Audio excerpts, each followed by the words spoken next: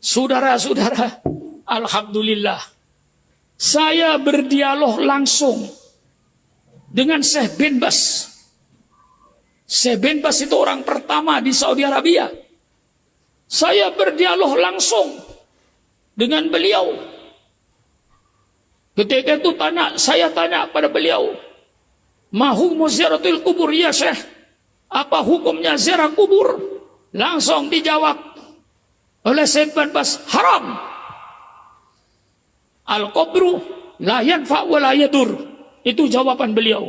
Kuburan tidak memberikan manfaat dan tidak memberikan bahaya. Untuk apa ke kuburan? Saya tenang.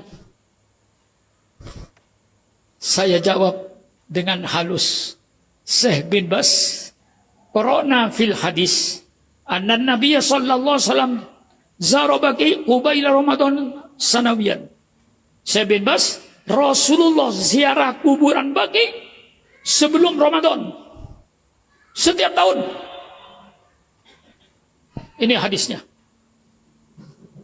Apa kata bin Baz setelah itu pada saya? "Ya saya syukron. Ziaratul kubur al-masyru' ala ba'sabih." Ziarah kubur yang sesuai dengan syariat Islam tidak apa. Boleh. Lalu saya tanya lagi, "Wa ma hiya ya Syekh bin Baz?"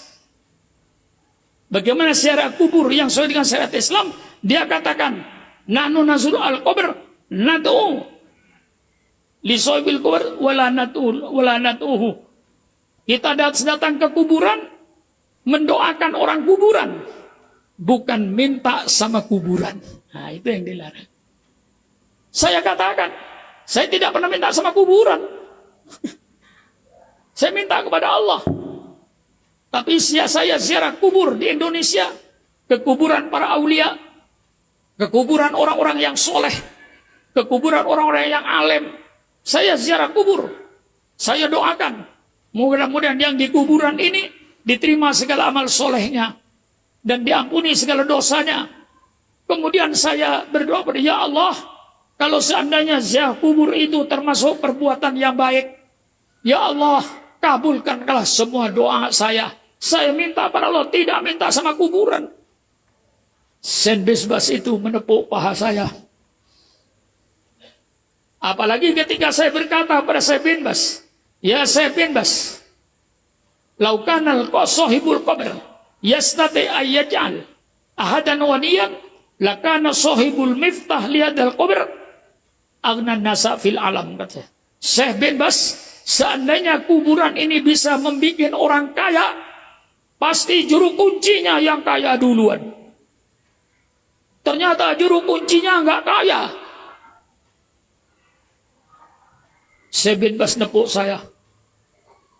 Apa kata dia? "Al-kalam musib ya Syekh syukron." Perkataanmu benar. Syekh syukron kepada saya. Apa kata dia kepada saya?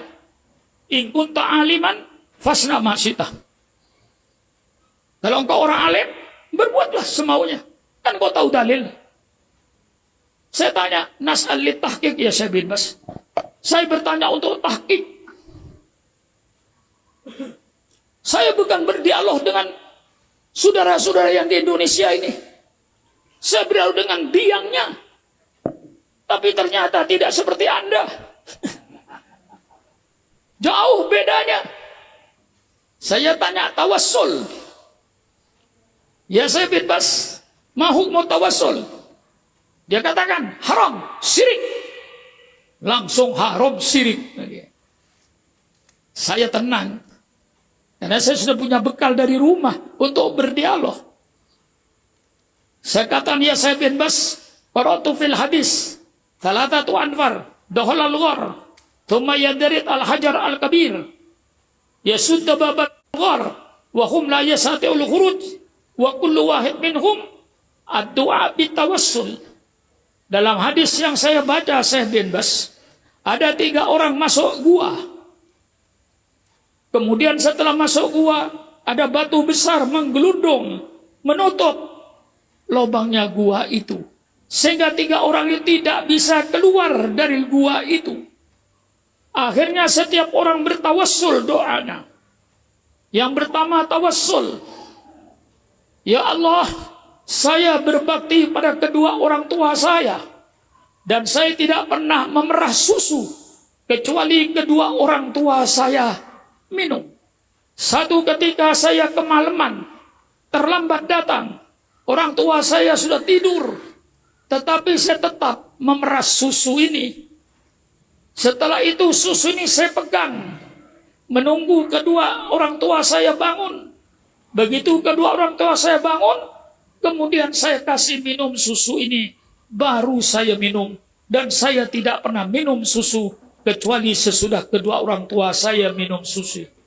Ya Allah, kalau ini termasuk perbuatan baik saya, ya Allah, bakti saya kepada orang tua saya, ya Allah, termasuk perbuatan baik yang kau terima, tolong ya Allah, gerakkan batu ini supaya terbuka.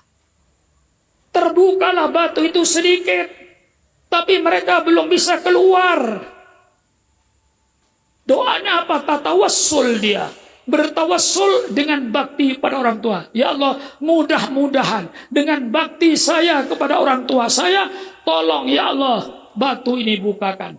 Berbakti pada orang tua, mustajab doanya, sehingga tergeserlah batu itu, tapi belum bisa keluar. Yang kedua, berdoa dengan tawassul.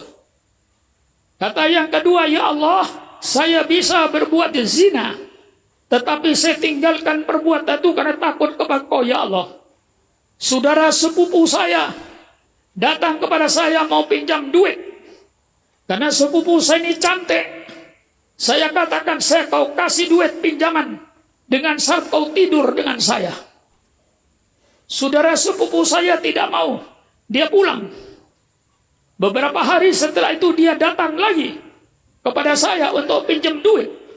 Saya katakan, karena senang saya dengan cantiknya sepupu saya ini, saya katakan, saya kasih pinjaman duit kau dengan syarat kau tidur dengan saya.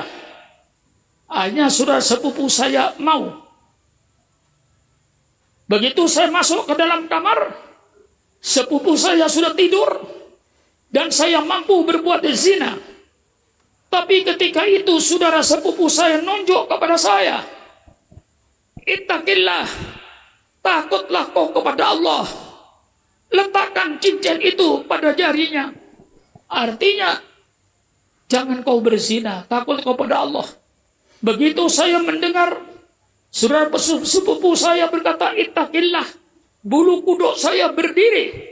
Saya tinggalkan saudara sepupu saya dalam keadaan telanjang. Saya tinggalkan. Saya tidak mau berzina, karena saya takut kepadamu, ya Allah. Kalau seandainya ini, ya Allah, saya meninggalkan perbuatan maksiat karena takut kepadamu, ya Allah, tolong ya Allah, bukakan gua ini. Bergeserlah batu itu, tapi belum bisa keluar. Kemudian yang ketiga, berdoa dengan tawassul. Wah, rupanya pidato malam ini pidato tersendiri. Biasa saya keluar-keluar kemana-mana, terbatas dengan ini pemahaman yang harus diluruskan. Saya meluruskan. Yang ketiga, berdoa lagi pakai tawassul. Tidak langsung kepada Allah, pakai tawassul. Ya Allah, saya punya kuli. Semua kuli saya bayar. Hanya ada satu kuli yang tidak saya bayar, karena dia pulang tanpa pamit. Setelah sekian puluh tahun, kuli saya datang kepada saya. "Tuan, mana ongkos saya sekian puluh tahun yang lalu?" Saya katakan, "Itu di lembah itu, semua yang ada di situ, unta, kambing, milikmu semua." Si kuli tadi marah, "Tuan, saya tidak minta kekayaanmu. Saya sekedar minta gaji saya dulu ketika saya kerja sekian puluh tahun yang lalu. Mengapa kau tunjukkan kekayaanmu?" Kemudian dijelaskan oleh majikannya itu, "Uangmu yang sekian itu saya belikan kambing. Begitu bilang kambing beranak-beranak, saya belikan unta. Anak beranak unta itu kepunyaanmu. Saya amanah. Tidak mau berkhianat. Saya jaga hartamu itu. Saya belikan kambing. Saya belikan unta. Bawa itu semua kambing dan unta itu. Akhirnya oleh kulinya tadi dibawa semua. Satu pun gak ada sisanya. Dibawa semua. Tapi saya syukur ya Allah. Alhamdulillah. Saya tidak sedih dibawa semua, tidak dikasih sisa. Memang saya menjaga harta dia. Amanah. Ya Allah, dengan amanah saya ini ya Allah, tolonglah supaya batu ini terbuka. Menggelundunglah batu itu. 3 orang keluar semua. Saya bilang sama Syekh bin Bas, ketika saya bertanya awal, ya Syekh bin Bas, Allahumma fir lahu. Ya Syekh bin Bas, ma hukmu tawassul? Dia katakan haram, syirik. Dia katakan kepada saya, hal bainaka wa Allah hijab? Apakah di antara kamu dengan Allah ada penghalang? Saya katakan tidak ada penghalang. Kalau tidak ada penghalang, tidak usah tawassul, langsung kepada Allah. Tapi setelah saya ceritakan tadi hadis, apa kata Syekh bin Bas? Ya sesurat at-tawassul bil amali sholihah la ba'sa bih. Tawassul dengan amal soleh, persilakan. Ketemu benang merahnya. Maka saya katakan kepada Syekh bin Bas, saya tawassul dengan para aulia, bukan dengan jasadnya, tapi dengan amalnya. Saya tawassul dengan orang-orang soleh, bukan dengan badannya, tapi dengan amalnya. Bi'amalihim.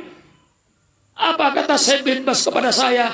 Alhamdulillah, ya Syekh syukran, in kunta aliman fasna ma syi'ta.